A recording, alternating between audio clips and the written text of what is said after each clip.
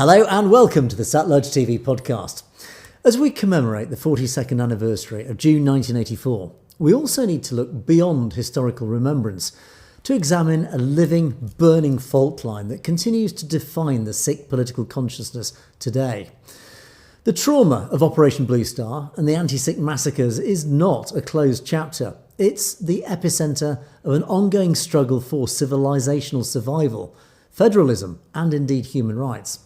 So in today's podcast, we're going to map out how decades of post-Partition marginalization, cultural anxiety, and institutional fragmentation have evolved into a modern landscape of transnational repression. So to discuss this 75-year journey and ask whether true equality is possible within India's current framework, I'm joined today by a regular guest, Dr. Grewal. Dr. Grewal, welcome. Thanks so much for joining us once again today. Good morning. Thanks, Angus. Vaheguru Ji ka Khalsa, Vaheguru Ji ki Fateh. So, this is a sad part of our history. Anniversary of June 1984 once again reopens one of the deepest and the most excruciating wounds in modern Sikh history, a wound that has never truly healed. For Sikhs across the globe, June is not as just a time for historical remembrance. It is a living, burning reminder of a grave injustice that has never been addressed. The trauma of 1984 is not consigned to the past, but it is an ongoing moral and psychological crisis that shapes Sikh political consciousness, collective memory, and their persistent sense of betrayal by the Indian state. More than 4 decades after the Operation Blue Star, the legacy of 1984 is not merely unresolved. It is festering injustice that continues to define Sikh debate over federalism, minority rights, religious rights, and very credibility of the Indian democracy, and hopefully leading to independent Sikh state called Khalistan. Thank you, Angus. We can start the presentation. Indeed, yes. Thank you for that very powerful statement. So this slide should be 1947 to 2026.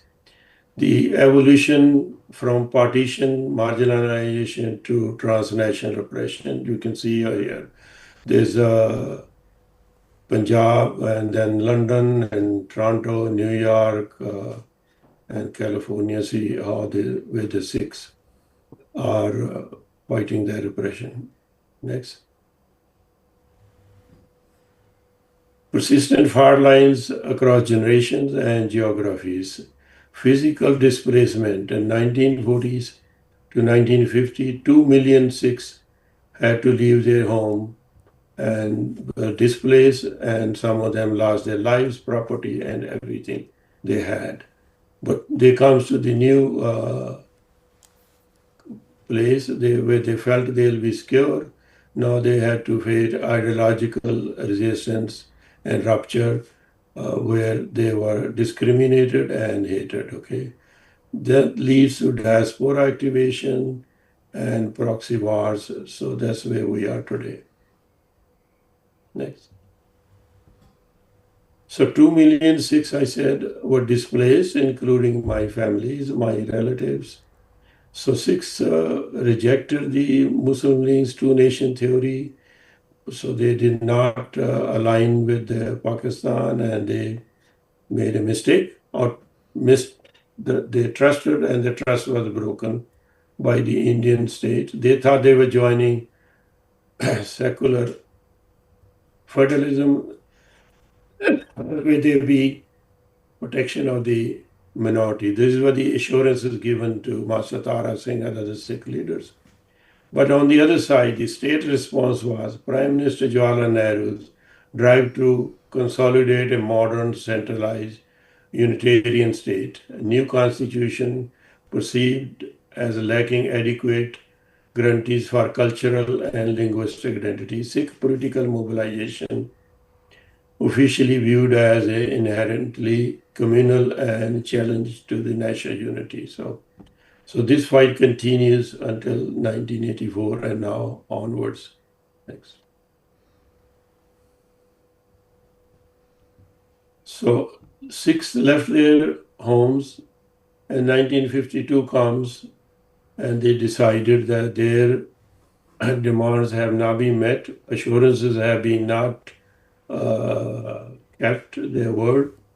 So they decided to start their own independent party and fight the elections separately. Okay, the Nehru people felt a challenge to their centralized system, and the Sikhs were put in jail, and all kind of mistrusts were created. So the state feared the turban more than the threat. So there was no threat to the union, but they didn't like the turban because they thought the Sikhs have aspirations for their own state. Sikhs want a democratic state. They wanted a Anandapur Sahib regulation, but the Jansang and all those, they wanted a Unitarian state. They want Hindutva, and they want Sikhs to recognize that they are Hindus, what is written in Article 25. So this conflict has not resolved and can never be resolved because we cannot give up our identity. Next. Next. So normalization of Hindutva in the secular politics. India, the last constitution I read, it says socialist democratic republic. Okay. But this is go back. The secular state, they call so-called secular state, 1970, the issue stamped in memory of V.D. Savarkar by Indira Gandhi. So you can see secular state is issuing a stamp for the founder of Hindutva. Okay. Then 1978, Morarji Desai issues stamp for Shyamapas Mukherjee, who was founder of Bharatiya Janasangh. Now they call it BJP. So there was no secular state there, and people didn't realize what was going on. So you can see even 1970, the Hindutva was dominant. 1978, BJP founder or Bharatiya Janasangh founder was recognized for his work. These calculated political gestures blurred the lines between secular and religious nationalism, validating the RSS and paving the way for mainstream ascendancy. In 1970, they were already dominating the politics. Next. Razor of federalism and rupture of the trust. Okay. Anandapur Sahib resolution, which was for the federal structure, was considered a threat to Indian Union. They thought the Sikhs are trying to break the India. So that left Indian, that's what led to the attack on Golden Temple in 1984. So this is called permanent rupture of no healing. Next. So after the Operation Blue Star, 1984, we are not spending too much time what happened on that because we have done multiple times. We all know that hundreds of thousands of people were killed. Punjab was under army control. Then in last part of October, November came Operation Shanti when Indira Gandhi felt she's now winning the election and she was going to create another attack on the Punjab. 4 districts were going to be destroyed by bombing. This leaked and she was murdered by 2 Sikh bodyguards. And then what was going to happen on Guru Nanak's birthday then happened after Indira died. It was much less because there was no bombardment of Punjab, but the spontaneously unleashing hundreds and thousands of people were killed, homes were destroyed, gurdwaras were destroyed, women were raped. So this became a permanent scar on the Sikh psyche, Operation Shanti. It was not spontaneous killing. It was a pre-planned event that was moved earlier. She was killed. Okay, so my way of understanding, those 2 Sikh bodyguards did not take a revenge. They prevented another bigger massacre. Next. So what happened from then onwards, the Sikhs started migrating outside to Western countries. They lost their faith in the Indian system, and that they brought their memories with them. And there was a formation of World Sikh Organization, Council of Khalistan, trying to fight for the justice of the Sikhs back home and for the self-determination. To counter that, India started Vishwa Hindu Parishad of America, RSS organization, and then Kona. We will go into that a little later. So, while Sikhs were starting for their justice, to get justice and self-determination, the counter movement started immediately, maybe even before, to suppress the Sikhs and blame them for everything wrong in the world. Next. So, what is happening in diaspora? Competing advocacy networks. Hindu American Foundation, founded in 2003, it defends church-state neutrality, promotes pluralism, and protects Hindu rights in North America. That's what they say. But what are they really doing? Lobbying against minority protection, like the anti-caste bill, consolidation of Hindu identity politics in US, and they're also trying to change some of the educational courses in different places. So they are doing the work of RSS because RSS legally was not allowed to lobby. The legal firm which was going to represent them refused it. Okay. Then there's a multiple other organization. One big one is a Coalition of Hindus of North America, also known as KONA. So one important thing to remember, founders of all these organizations are Brahmins. So this is volunteer-driven representation and civic engagement for diaspora. That's what they tell publicly, but what they do, their motto is Dharmo Rakshati Rakshash.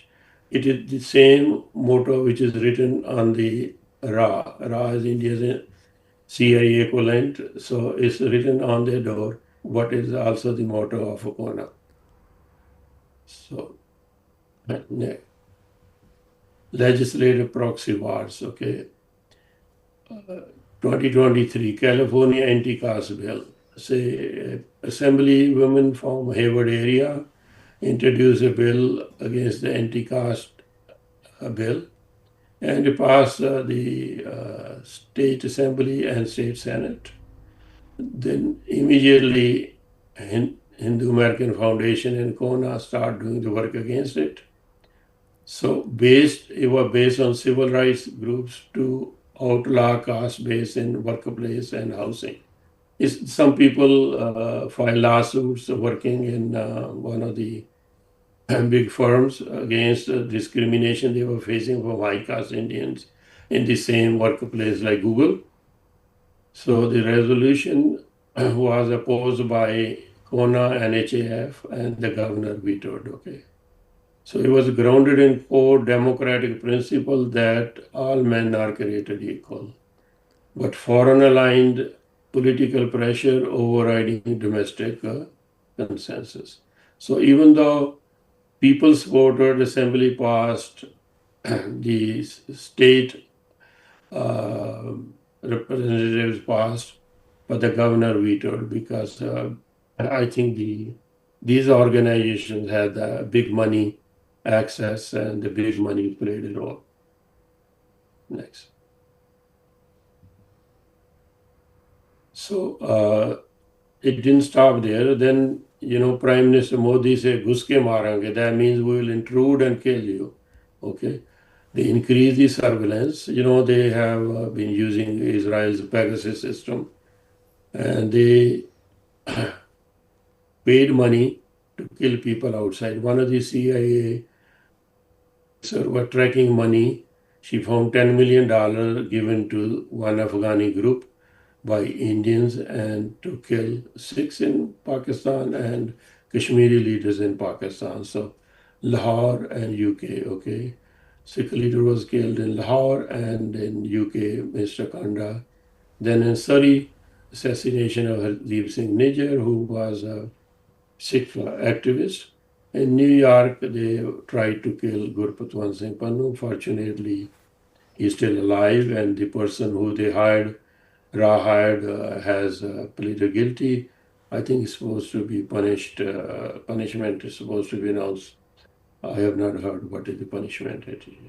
Next. So legislative proxy wars. In 2024, SB 509 bill to train law enforcement on transnational repression. It was very simple. It was to set aside some funds so the law enforcement people in California can be trained to recognize transnational repression. Okay, Sikhs and Muslim groups essentially legislation to identify foreign government surveillance, intimidation, and violence targeting diaspora communities. A necessary defense mechanism against overseas assassination plots. So while minorities were working on this side, then we have the Hindu American Foundation and Kona, both led by Brahmins, launched a campaign labeling the bill vague and discriminatory, argued it chills free speech and could brand Indian American organization as foreign proxies. They are foreign proxies.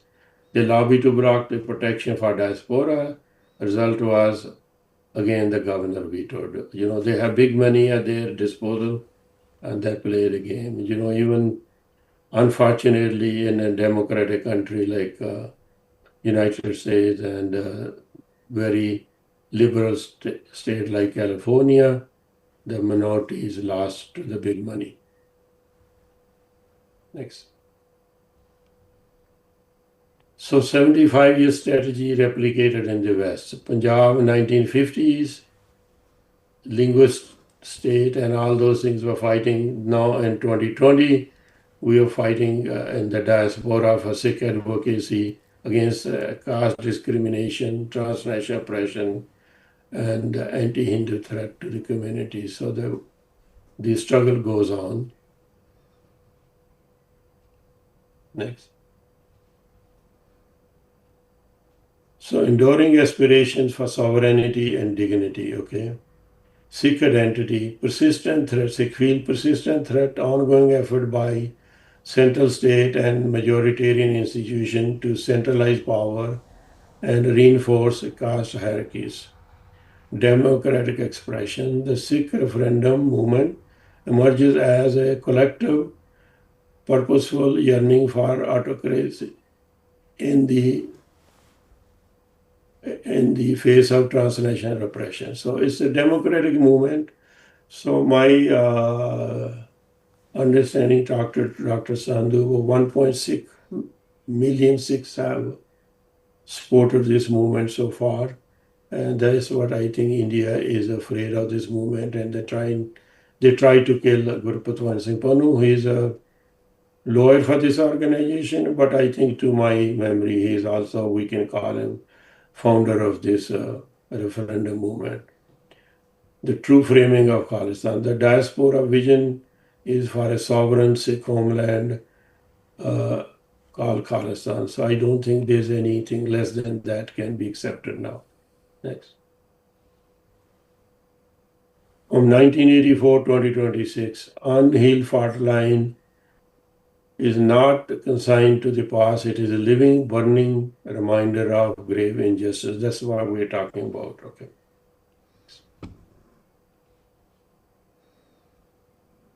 The state calls the 1984 Blue Star Operation a necessity security response against armed militant led by Janelle Singh Pindrawale.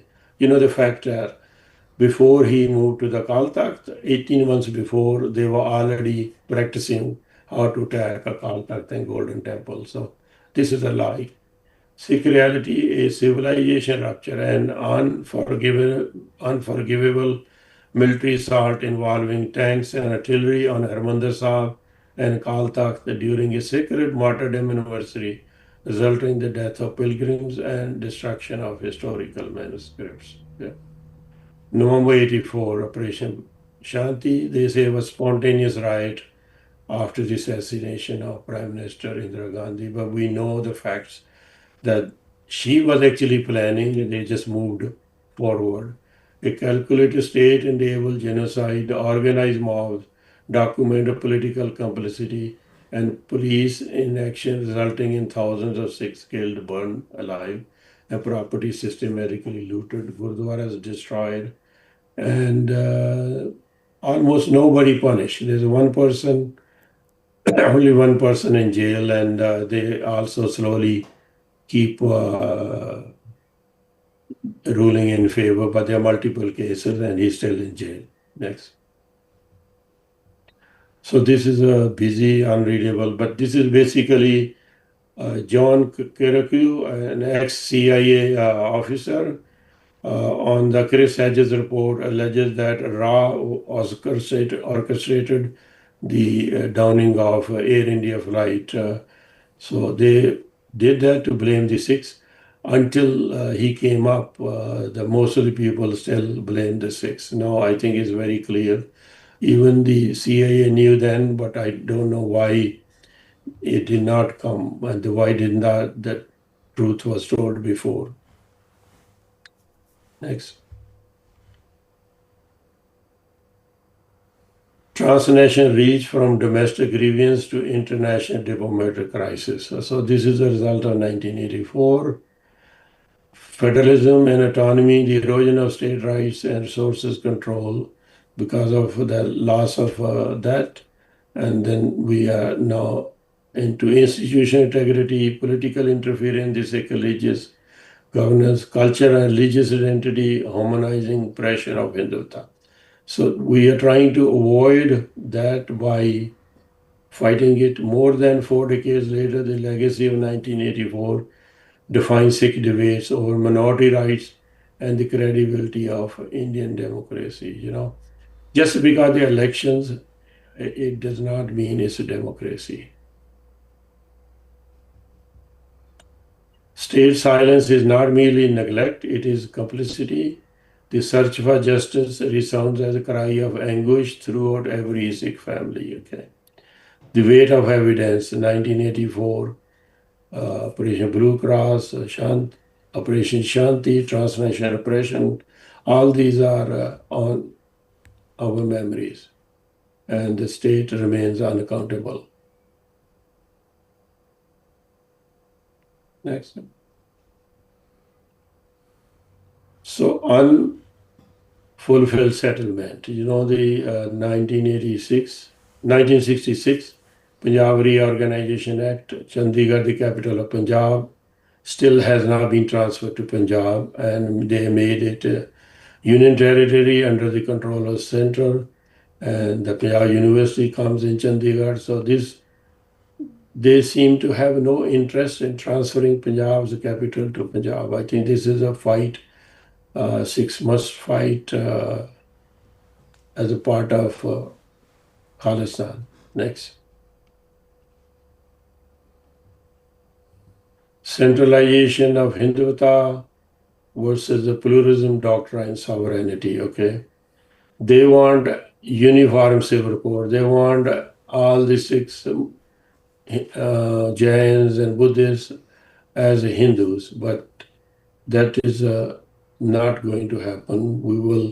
We want protection of our religion, our Gurmukhi script, and resolve the pending issues which they don't want to discuss. So there's resistance against this tyranny will continue and hopefully lead to a free Sikh state.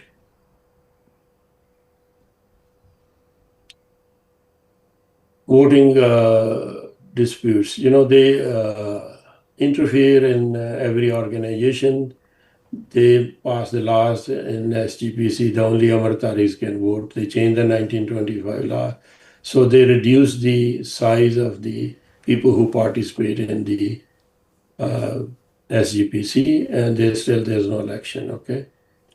Then they changed the SGPC jurisdiction. They made a Haryana SGPC, so they diluted them. So 1925 Sikh Gurdwara Act has been slowly dismantled. I think they want to take control of it. Next. Issue is extending beyond the criminal act. It touches the sanctity of Sikh scripture and fundamental dignity of community itself. What we're saying is desecration of Guru Granth Sahib keep happening in spite of the recent laws. It keeps happening. You know, they want to normalize it. We discussed it before. Since they are doing it slowly, more and more the people will become more tolerant, and they say, oh, it's just a normal behavior. It is not a normal behavior. It is unacceptable and it must be stopped. You know, I have tried my best through Satluj TV and some other channels that we need a Khalsa Rakshadal. We even assure them if they have no funds, we can arrange funds. But I have not heard anything from SGPC. It's very unfortunate that the body which is supposed to protect the gurdwaras, manage gurdwaras, doesn't seem to be able to stand up to this Hindu Rashtra. Next. Above the surface, the economic trigger, okay? So the farm unions fight against the central government's three laws. They felt like the government is trying to take over their land. They were able to fight it successfully, but all the promises made still have not been fulfilled. So this below the surface, the fight still continues. Now and then they have demonstration, but this has never been resolved completely. Next. Electoral politics in Punjab. You know, they are using the Punjab elections are coming in 6-7 months or maybe earlier. So they're using ED, that's Enforcement Directorate, to go harass the people. And some of these people may not have ethical businesses and all that. So they pressure them and they are going to arrest them. But if they join BJP, they are subdued by RSS politics, then there's nothing illegal they have done, okay? They are giving financial incentives to people, they're buying votes, they're trying to divide Dalits against the other Sikh communities, and they are putting a lot of targeted political pressure to break the resolve of the Punjabis against the BJP electoral politics in Punjab. That's what is coming.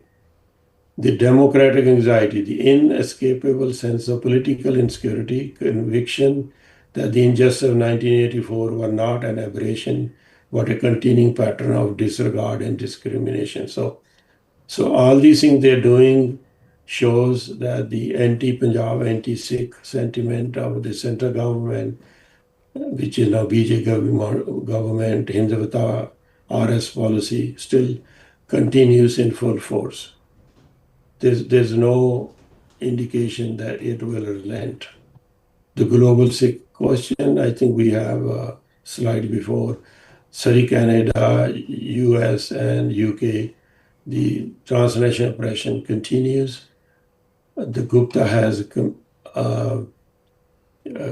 pleaded guilty.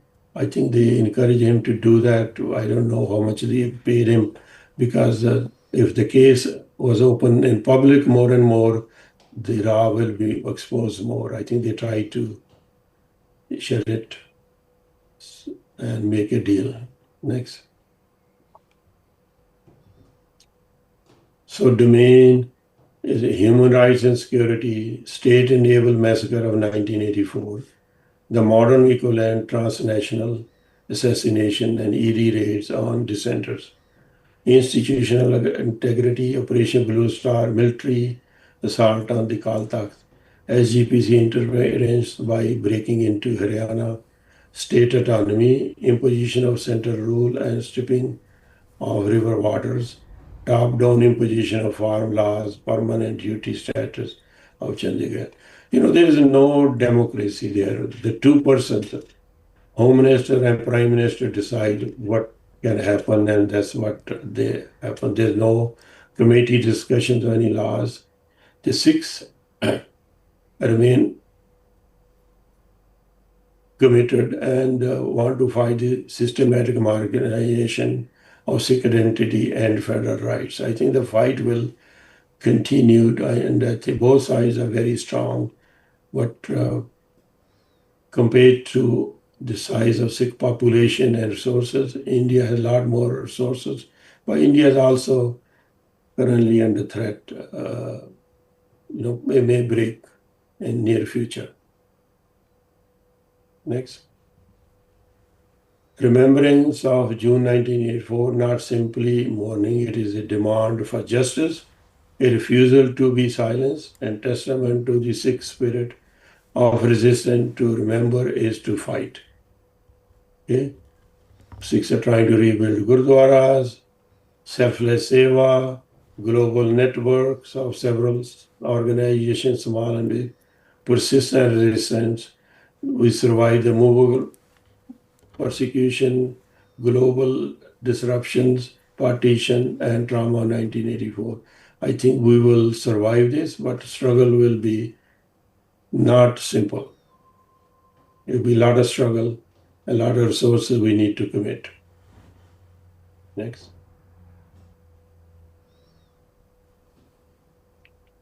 "42 years after Operation Blue Star, the central question remains unresolved. Can justice, culture, and dignity?"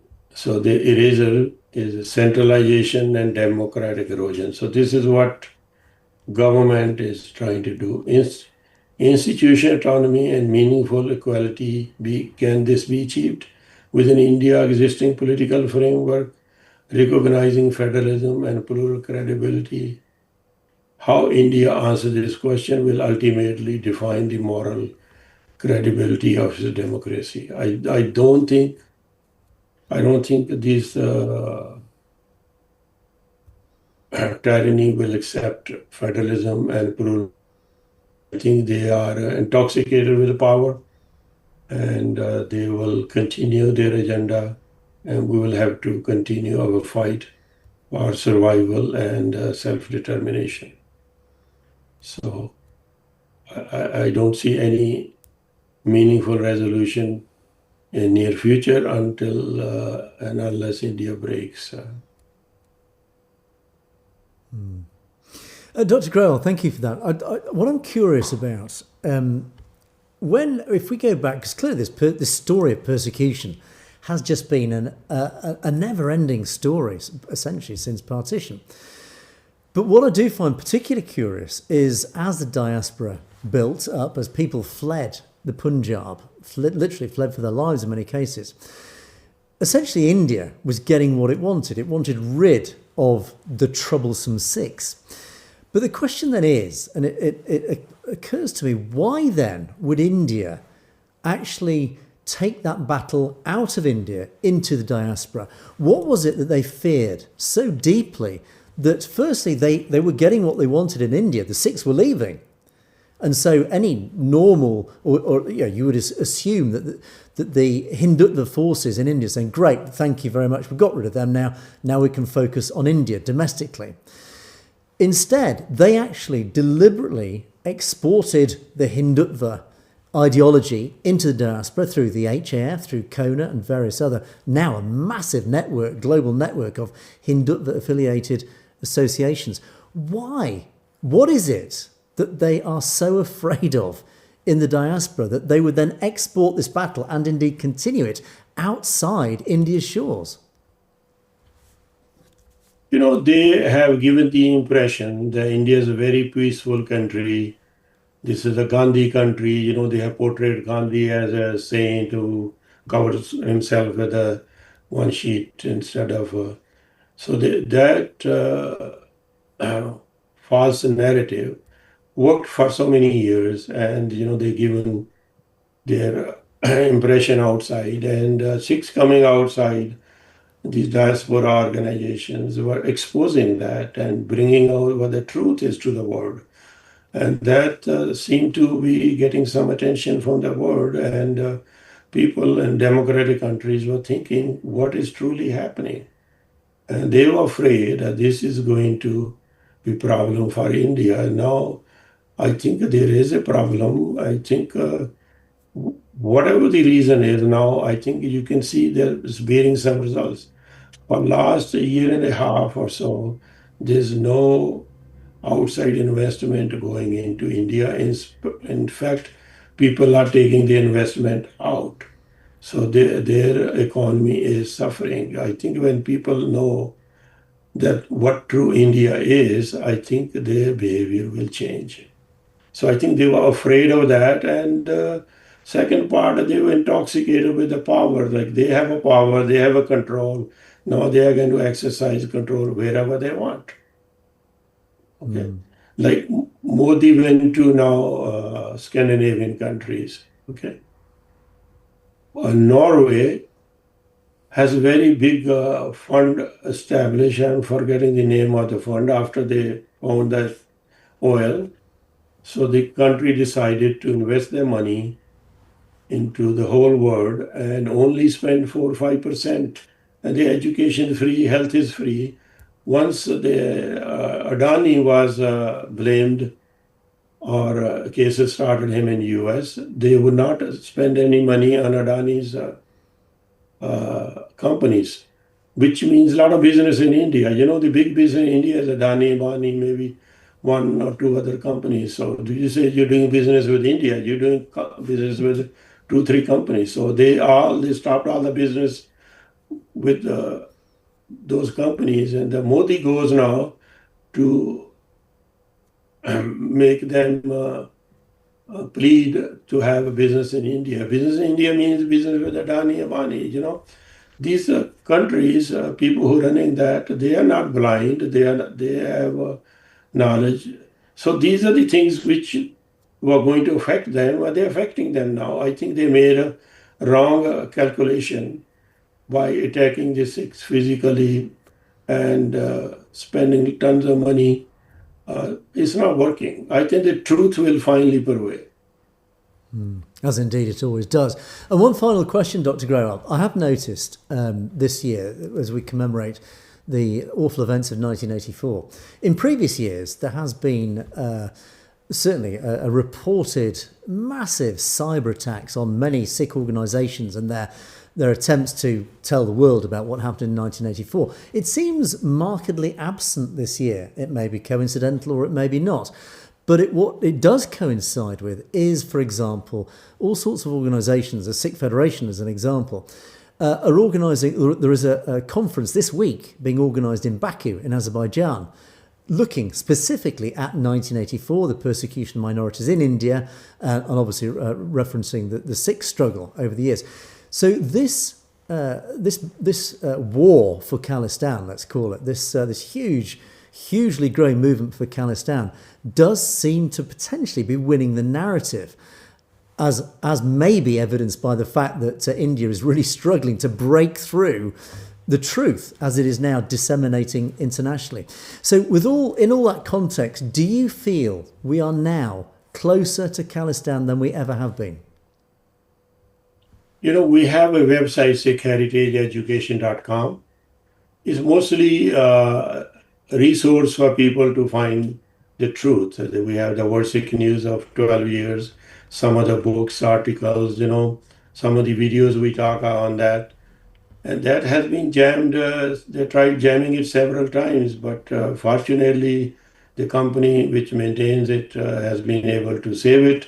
Plus, you know, they have several backups, more than one, to make sure we don't lose it. But they're trying, they will try anything and everything, you know, but slowly truth comes out. You know, yesterday I had the opportunity to go see a movie called Chardi Kala. It is about Byan Singh, the family, and his wife, Bimal Kaur Khalsa, who was a brave lady. You know, we had a chance to meet her a couple of hours when she was visiting in Stockton. It's a story about their sacrifice and what happened. I am sure in England they will be playing, and I would like you to watch it. You will see the true story how they treat even a single woman and the children. The oppression have not ended. I think slowly we are winning, but I think we need to win a bigger battle. Now, this week, this cockroach party leader is going. Let's see how they treat him. And I'm working on one article. I think maybe next week or week after we can discuss how the Soviet Union disintegrated into 15 countries. And I think the similar circumstances do exist in India. So I'm working on it. I think we can discuss. I think the circumstances for breaking India are reaching that point slowly and steadily. And this current government is, the tyrannical government is very arrogant, and they have no intention of giving up what they're doing. In fact, it will get worse. Indeed, but the battle continues. And indeed, at Chardi Colour, something I talked about in our Perspective show yesterday. So indeed, as soon as that is released, I've no doubt I'll be popping up. Did you see it? Not yet, no. It's not released yet here in the UK. I think it's imminent. I think in the next few days it's being released. You must see it. You must see it. Indeed, I'll certainly make an effort. But there we are. There we must leave it. But we will be talking again with Dr. Grewal soon to continue our discussion. But Dr. Grewal, as always, it's been an absolute pleasure. Thanks so much for joining us once again. Thank you, Angus, for giving us the time to discuss our grievances. At least you're listening and helping us. I think it's very important for Sikhs. Indeed, absolutely. As I say, the war continues. But in the meantime, thank you for watching the Satluj TV podcast. We will see you next time.